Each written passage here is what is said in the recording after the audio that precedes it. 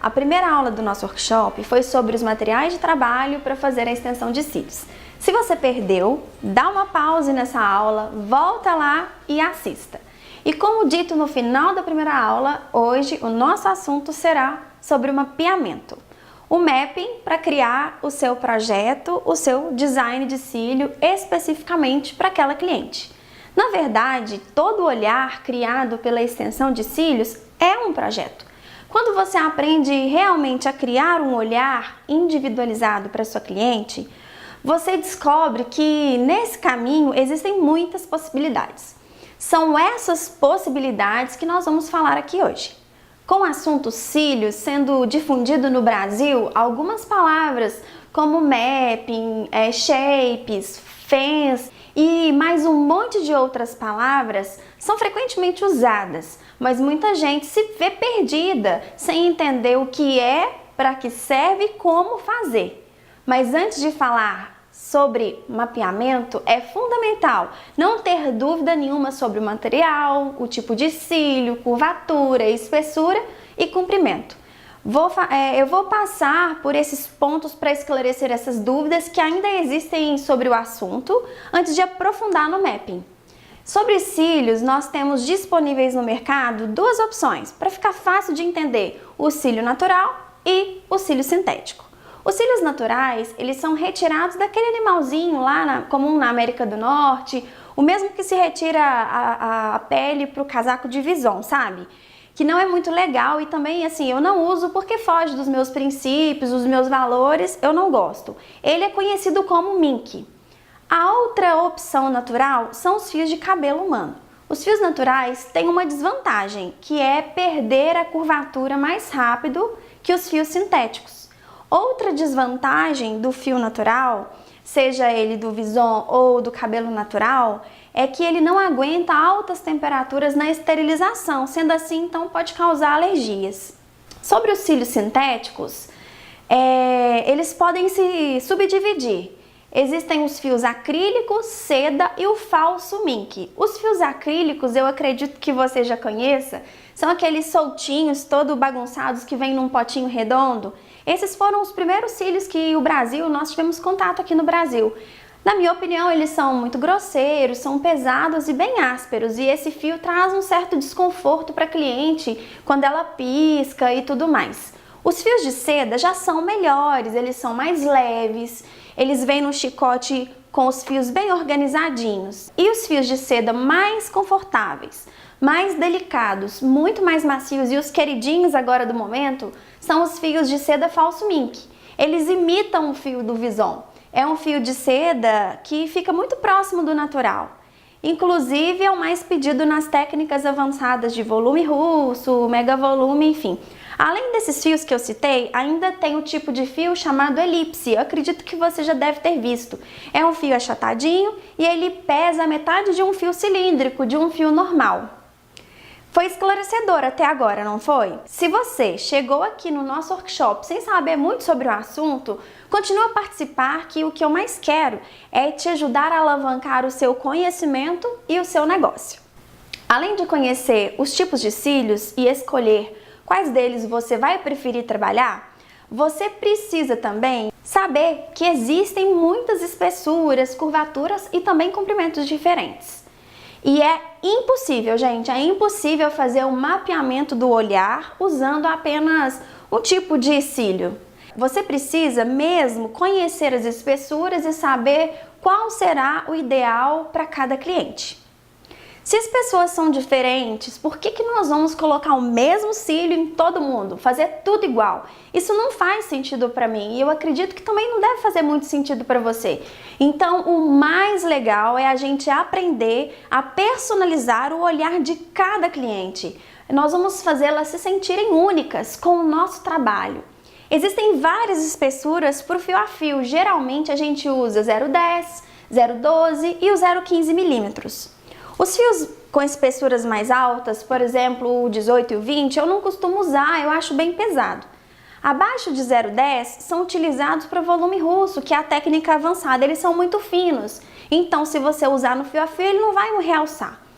Também trabalhamos com curvaturas diferentes. A mais popular e que se encaixa a maioria dos fios e que todo mundo compra quando está começando é a curvatura C.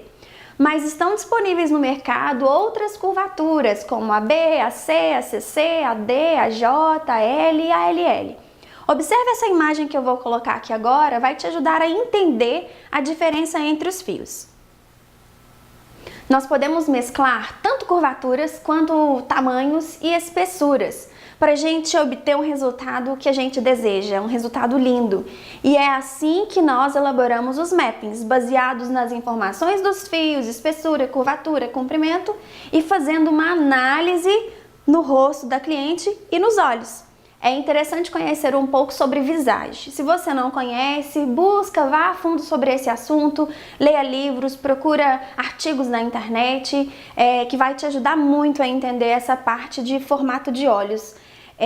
Isso contribui com a simetria e vai te ensinar a utilizar a extensão de cílios para dar harmonia ao rosto e para o olhar da sua cliente.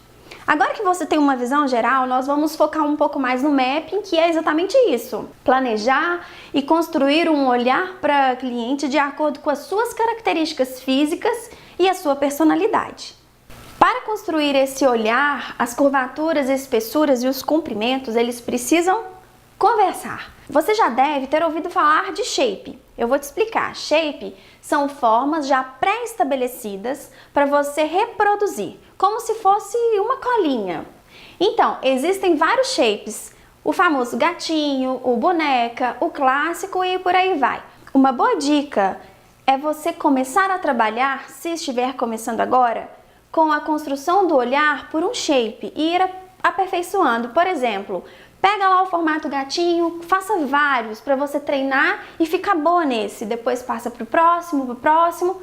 A partir daí, você vai aprender a analisar o formato de olhos das suas clientes e as preferências delas. E com essas informações, você vai adequar o seu conhecimento para entregar para ela o melhor resultado. Para conseguir um olhar simétrico, é necessário você usar numerações sequenciais. Presta atenção nessa dica.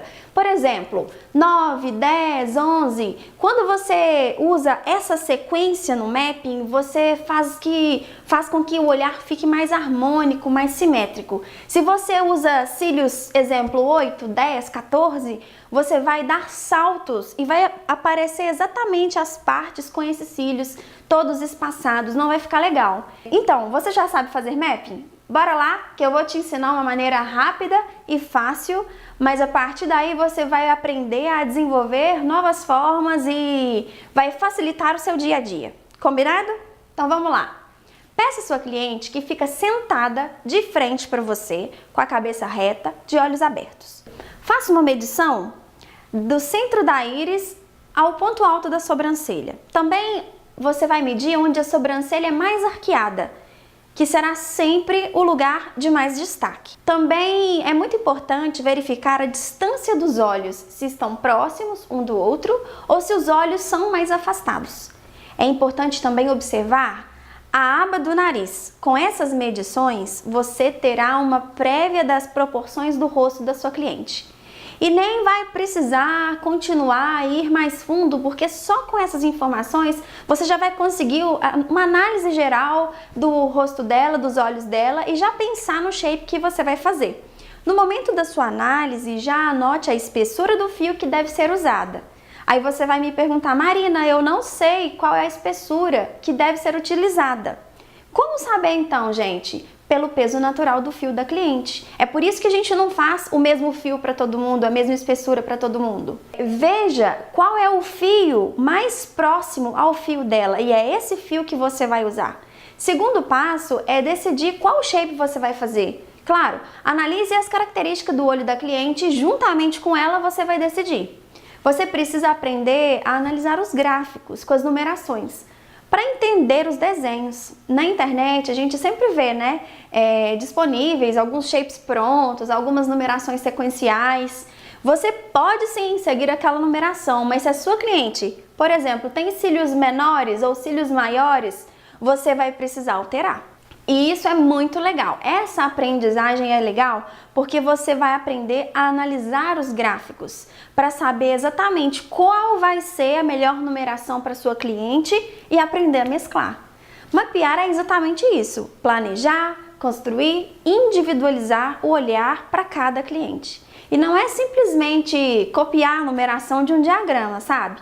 Se você for iniciante, é legal começar copiando as marcações, para você lapidar. Ao mesmo tempo que eu falo que não é só copiar, eu já falo para copiar. Por quê? Se você está inseguro, copia, aprenda daquele jeito, a partir daí abra sua criatividade para que você possa elaborar e planejar os seus próprios trabalhos. O mapping, então, é elaborar, é planejar com muita informação sobre as características da cliente, não só características físicas, mas também os gostos, o que ela gosta, qual a profissão que ela tem. Por exemplo, se ela for uma pessoa mais discreta, ela não vai querer um sexy, por exemplo. Então a gente precisa analisar não só as características físicas, como também a personalidade. Bata um papo com a sua cliente antes de começar. Para você que me acompanhou até aqui, eu vou deixar um presente. Eu vou te dar um e-book ensinando a realizar a marcação do mapping passo a passo. Eu vou deixar um link aqui para vocês na página do workshop. Esse link vai ficar por tempo determinado, nós vamos retirar. Esse link vai ficar aqui para você baixar aqui essa página, para você imprimir e ter com você com seu material de estudo para facilitar ainda mais a sua vida. Eu espero que você tenha gostado dessa aula, eu vou ficar por aqui. Se você tiver dúvida ou algum comentário, pode deixar pra gente aqui abaixo da página, eu vou adorar ler e responder todas as dúvidas. Não perca a terceira aula, que vai estar simplesmente incrível. Nós pesquisamos para saber as maiores dificuldades de vocês antes de elaborar esse workshop. As meninas que participam dos grupos, as minhas alunas sabem disso, que eu sempre perguntei, a gente fez uma pesquisa para saber as dúvidas. E na aula 3 nós vamos falar sobre adesivo. Você não pode perder. Vou ficar por aqui, um beijo e até lá!